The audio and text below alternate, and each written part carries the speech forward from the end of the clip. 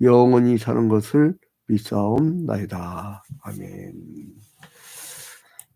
오늘 시편 2편인데 아까 봉독을 했기 때문에 반복을 하지 않는데요.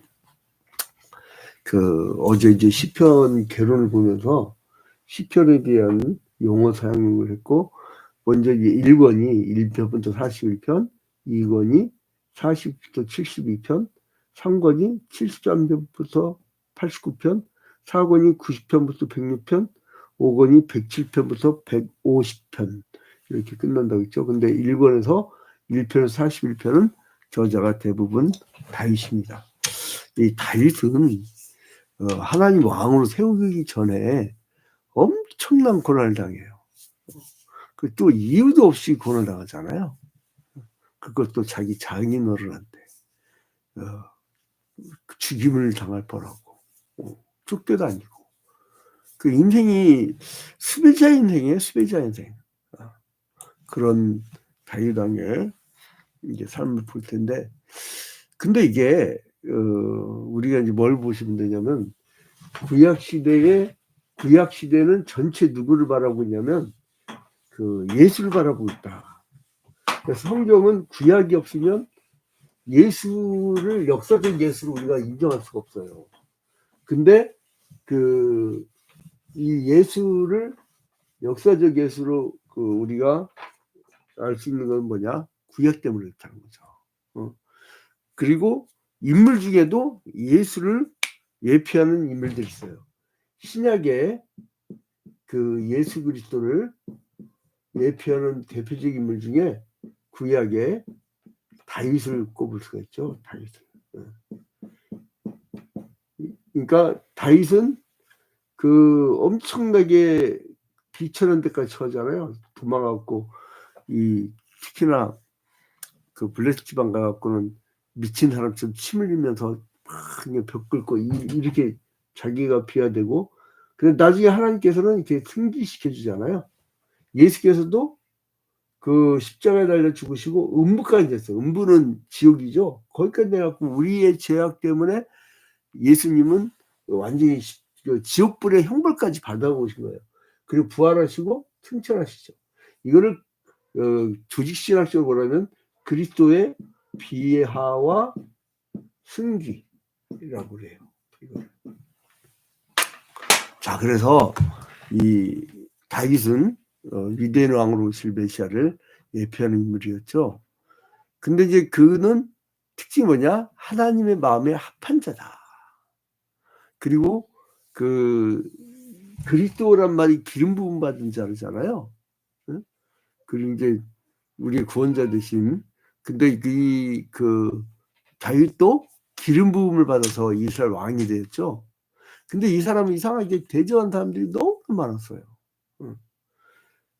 이게 대적자들이 많았는지, 근데 이제 이 다윗 왕은 그 대적자들을 바라본 게 아니라 하나님께서 자기와 함께 계시다는 것을 오히려 담대히 증거하면서 세상 군왕과 관원들에게 하나님을 경외하며 섬겨라. 그리고 하나님 세우신 왕에게 복종해라. 이렇게 얘기한 거죠. 그래서 이제 하나님이 세우신 왕이 있고 마귀가 귀신이 세운 왕이 있죠. 근데 여기서 그래서 궁극적 메시아에 대한 순종을 얘기를 합니다. 자, 1절에 보니까요. 시편 2편 1절에 보니까 어찌하여 이방 나라들이 분노하며 민족들이 헛된 일을 꾸미는가. 오늘날도 마찬가지입니다. 이방 나라들이 왜 이렇게 분노를 하는지. 그죠? 우크라이나 젤렌스키 신나치주의자하고 푸틴, 러시아 푸틴, 이게 반공산당인데 이게 헷갈려, 이 사람들은 참. 그러니까 이 두 인간이 아주 어설픈 인간들인데, 그러니까 막 분노하잖아요. 나는 또 이스라엘 네타냐후. 아니, 하마스만 잡으면 되지. 자기들 정보력이 세계 최고입니다. 완전 인종청소하고 있잖아. 사실은 그러니까 이 사람들이 팔레스타인 다 내쫓고 자기들이 차지하고 싶었던 꿈인데 그게 되나. 유엔에서 이미 결정되어 있는데, 근데 이제 이방 나라들이 분노하며 민족들이 헛된 일을 꾸미는가. 헛된 일. 여러분, 이 세상의 군왕들이 얼마나 많은 유토피아를 그려냈습니까? 유토피아를. 온갖 유토피아를 다 실험해봤잖아요. 그 유토피아들을 막 다 실험했는데 다 실패했어요. 다 실패했어요. 여러분, 자본주의는 대공황으로 무너지기 시작했죠. 그리고 이제는 그 사회주의는 관료사회주의. 아니, 노동자들 살린 다음에 노동자들 일 시켜놓고 관료들에게 신문 뒤집어 엎고선 아침부터 오후까지 퇴근할 때까지 자빠져 잤대요. 그게 이제 그 페레스트로이카, 고르바초프가 페레스트로이카에 있을 때 그 폭로했던 거 아니에요. 관료사회주의. 그리고 또 이제 여기서 보니까 2절에 보니까 세상의 군원들이 나서며 관원들이 서로 꾀하여 여호와와 그의 기름 부음 받은 자를 대적하면. 그러니까 사실은 뭐냐면 이 사람들이 대적하는 게 뭐냐면 자기들끼리 대적하는 게 아니라 사실은 하나님의 창조 질서와 하나님의 그 메시아를 대적하는 거예요. 그러니까 인간은 유토피아를 만들 수가 없어요. 근데 지금도 유토피아를 만들 수 있다고 착각을 하고 살아요. 자, 하나님 세우신 왕은 기름 부음 받은 자로 있잖아요. 근데 여기에 대해서 그 대적 입자성이 대적자. 그게 세상의 군왕들이란 거예요. 여러분, 이게 그 사무엘상에 보면 우리 사사기 더 후반에 우리에게 왕을 달라고 각기 제 속인들 얘기하니까 하나님께서 중요한 4가지를 얘기하잖아요. 첫 번째, 네 아들들이 군대로 끌려갈 것이다. 두 번째, 네 딸들이 이제 거의 비서처럼 끌려갈 것이다. 세 번째는 너희들이 10분의 1씩 세금 뜯기는데 너희들이 아주 나중에 더 힘들게 수탈될 것이다. 그리고 다섯 번째, 전쟁으로 동원될 거다. 근데 인간은 다 하려고 그래요. 여러분, 잘못 세워놓으면요, 아주 고통스럽습니다. 더군다나 하나님을 섬기는 사람을 세워도 이게 사울왕처럼 악신이 들려버리면 이게 악한 짓을 하잖아요. 사울왕 얼마나 하나님이 기름 부어 세운 종이에요, 여러분. 아유, 신앙적인 사람 왜 미쳐요? 천만에 기도는 잘못 가갖고 이 머리다가 꽃 꽂고 내려온 아줌마들이 한 줄이 아니잖아요. 이게 악신 들려버리면 사람 돌변합니다. 그리고 이제 그래서 이제 기름으로 세운 중이 돼서 이들이 이제 대적하는데, 근데 4절에 보니까 하늘에 계시니가 웃으시며 주께서 그들을 비우시리로다. 그러니까 그들이 하는 짓 보니까 웃기는 거야. 지들 마치 주인인 것처럼 막. 그러니까 그래서 이제 이 시인은 열방들이 여호와께 세우신 왕에 대한 도전을 보고선 하나님께서 그들의 행위를 보고 비웃으신다는 거예요. 그래서 그들이 얼마나 헛된 일을 도모하는지, 그 눈에 보이는 자기들의 힘만 믿고 눈에 보이는 하나님이 일단 보이지 않으니까 우습게 보인다는 거예요. 그래서 하나님께서는 분을 바라신다 했어요. 나중에 분을 바라신다. 5절 봐봐요. 그때의 분을 바라며. 그러니까 이 군왕들을 비웃으면서 분을 바란다. 하나님이 짓내버리면요, 로마가 세계를 평정해 붙잖아요. 승리. 로마가 가는 곳마다 실패가 어디 있습니까? 지금 로마 제국이 흔적이라도 있습니까? 이 사람이 독수리 문양 사귄 것이 제국주의 아주 제일 악한 제국주의가 꼭 독수리 문양 사용하던데, 로마 제국이 진짜 독수리 문양 막 얼마나. 그러니까 사회들의 왕, 이게 그러니까 여러분, 많이 가진 거 이렇게 저기 하지 마세요. 내가 가끔 우스갯소리로 니케아 흔적이 있습니까, 여러분? 지금 니케아 흔적이 있냐고. 한동안 통신계 세계 최고의 성각자 아니었어요. 이게 삼성도 주의해야 됩니다. 이게 까딱 잘못해버리면요, 지금 반도체 미래의 쌀이라고 하는 반도체 시장을 지금 공장 통째로 이제 미국이 하나 만들어주고 이제 이렇게 하잖아요. 이 나라 이 자원도 없는 나라에서 이제 아주 매우 위험한 순간이 올 겁니다. 자, 근데 아무튼간에 그건 이제 세상 이 불황이 잘못하는 거고, 그럼 어떻게 되느냐? 해결책을 줘요, 하나님께서. 자, 8절 봐봐요. 전혀, 그러니까 사람들은 이 땅에 이 문제가 있으면, 제가 이제 지난주에 우리 그리스도 교인들 언론인들 회의를 했어요, 지난주에. 제가 이제 가드를 딱 쳐줬어요. 애들이 뭐 지금은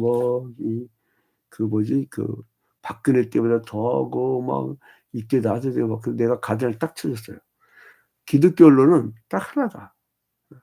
이게 하나님 뜻에 맞는지 틀리는지, 우상 숭배하는지 하나님만 숭배하는지, 그것만 구별해줘라. 딱 가이드를 딱 쳐줬어요. 그 편집방송이라고 하는데, 그 이제 몇 개, 한 10여 개 언론사들한테 딱 가이드를 쳐줬어요. 왜 그러냐면, 하나님한테 이법만 보이면요, 아무리 정책적 실패하고, 자기가 사업 실패하고, 자기가 무슨 문제가 생겨도요, 하나님께 돌아오고, 하나님께 사랑만 받으면, 여러분 꼭 육적으로 회복돼야 됩니까? 저는요, 이 화재 사건 이후에 왜 이렇게 추태 장로님이 그렇게 말했잖아요.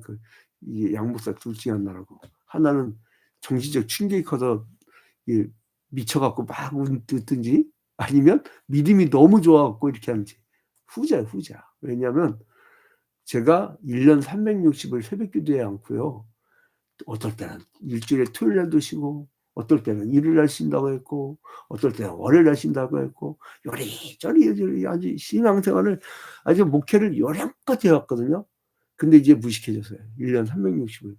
어제 얼마나 필요할까? 새벽 3시부터 해갖고, 새벽 기도에 주일 대회, 찬양 예배, 그리고 오후에 그거, 얼마나 이 민감한 문제들에, 그러니까 그거 다 이제 조절해주고 사전에 부탁드리고 막 이렇게 쭉 하면서 또 식사 대접까지. 그리고 딱 이 소박사 식사 대접하고 다 차 태어나고 안녕하고 그러고 집에 딱 아침 7시, 저녁 7시에 귀가를 딱 하니까 바로 침대에 쓰러져 버려요. 그냥 인사불성.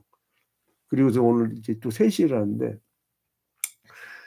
1년 360을 새벽 기도하면서 정신 바짝 난 이 영적 세계에 무장이 됐다는 게, 전신갑주를 입었다는 게 나는 큰 소득이야. 그러니까 등록금을 차라리 왕창 물고, 여러분, 이 등록금을 왕창 물고 하버드 대학교 다는 게 나아요? 아니면은, 이것도 비교하면 안 되겠다. 다 가치가 있는 거니까. 차라리 등록금 많이 되고 좋은 코스를 받는 게 낫죠. 그래서 아무튼, 8절에 보니까 내게 구하라. 내가 이방 나라를 네 유업으로 주리니 네 소유가 땅끝까지 이르리로다. 그러니까 우상 숭배하고 자기의 유토피아를 믿고 그런 자들 보지 말고 오직 하나님만 바라라. 하나님께 구하라. 그러면 그 자들의 뺏었다가 너한테 주겠다 이거예요. 지금은 억울한 것 같지만 여러분, 다윗은 젊은 날 맨날 도망다니다 끝났어요. 젊은 날을. 뭡니까 이게. 남들이 보면 실패했다고 하겠죠. 근데 실패한 게 아니었어요. 그리고 9절에 내가 철장으로 그들을 깨뜨리며 질글까지 부숴버릴 거예요. 야, 이게 뭐 부숴버린다. 얼마나 무섭습니까? 그래서 그런즉 군왕들아 너희는 지혜를 얻으며 세상의 재판관들아 너희는 교훈을 받을지어다. 그러니까 하늘의 지혜를 받고 하늘의 교훈을 받으란 거예요. 그래서 그 하늘의 지혜와 경외는 뭐냐? 잠언 성경이 나오듯이 여호와를 경외함이 지혜의 근원이라고 말한 것처럼 11절에 여호와를 경외함으로 섬기고 떨며 즐거웠지라. 그러니까 이게 바로 여호와를 경외하는 것. 그것이 지혜의 근본이라는 거예요. 그러면 하나님의 말씀을 받았으면 그 다음에 뭐를 해야 되냐? 우리 아직 이때는 오기 전에 그림자의 다윗이에요. 그림자의 다윗. 실체의 예수 그리스도와 그의 아들과 입맞추란 거예요. 입맞추. 그러니까 뭐냐면 완전히 하나 되라는 거예요.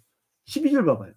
그의 아들에게 입맞추라. 그렇지 않으면 진노하심으로 너희가 길을 망하리니 그의 진노가 급하심이라. 여호와께 피하는 모든 사람은 다 복이 있도다. 자 봐봐요. 여기도 그의 아들은 누구예요?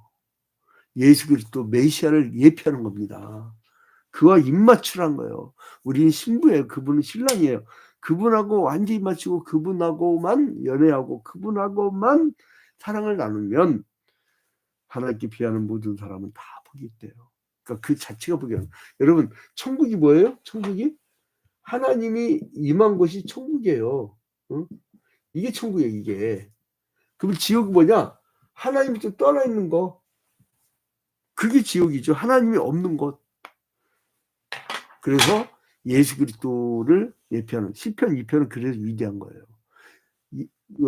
이때부터 한 1000년 후에 오실 예수를 미리 예표하는 거예요. 예수 그리스도는 만왕의 왕으로서 세상 모든 나라를 다스리시고 계시다는 거예요. 그래서 그 왕께 복종하고 섬기는 자만이 하나님 나라의 백성이 돼서 영생 복락을 누릴 수 있습니다. 우리 통치자는요, 푸틴도 아니고 젤렌스키도 아니고, 예? 우리의 통치자는 바이든도 아니고 그 뭐야 중국어 우리가 여기가 까먹었네. 이제 그런 사람들이 아니에요. 기시다도 아니고 윤석열도 아니고 이재명도 아니고 문재인도 아니고 박근혜도 아니고 우리의 왕은 우리의 나라가 있잖아. 우리 나라.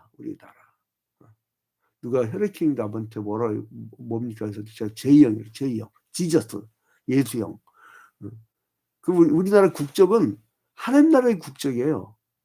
그러니까 그래서 여러분 그 왕께 복종하고 섬기는 자만이 영생 복락을 누린다는 확신을 가지십시오. 성도는 그리스도 통치가 이루어지는 날, 그날 소망하면서 현재의 삶을 그리스도의 말씀에 순종하려고 노력합니다. 하나님을 의지할 때 영육간의 풍성한 복을 받아 누리게 됩니다. 다윗은 벌써 이 피신 생활할 때 벌써 이 노래를 하고 있어요. 메시아까지 바라봐. 아니, 얼마나 비참해요. 먹을 거리가 없었고 성전에 들어갔고 제사 떡을 먹었다니까. 제사 따윈 떡을 먹었다니까. 먹을 게 없어가지고 먹을 것도 없고 거처도 없고 아둘람 동굴에 숨어가지고 그 뭔 짓이에요? 엄청나게 비참한 인생을 살았어요. 욥과 같아. 그 바닥의 인생을 살았지만 그러나 하나님을 의지할 때에 그게 복이라고 그래요.